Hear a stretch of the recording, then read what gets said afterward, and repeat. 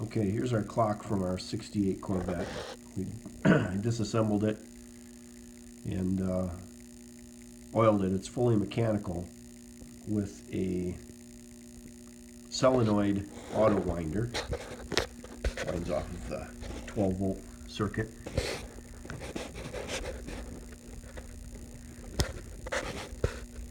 Get the right angle here.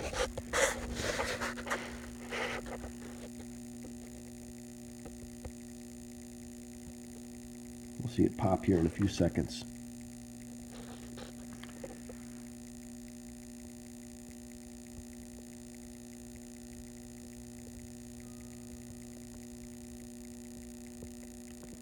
Okay, here we go.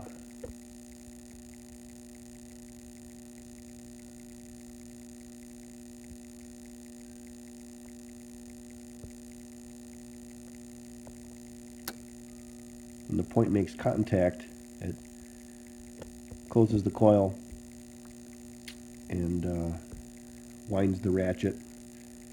There's a spring on there. See it right in the center. You see it moving slightly, so the spring is keeping the clock operating.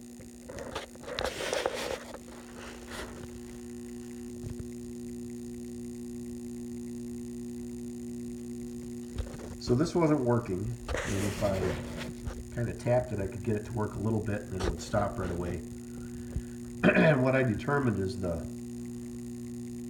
all of the brass bearing surfaces needed just a little bit of oil. Seems to work pretty good now. So we'll get the reinstalled in the car,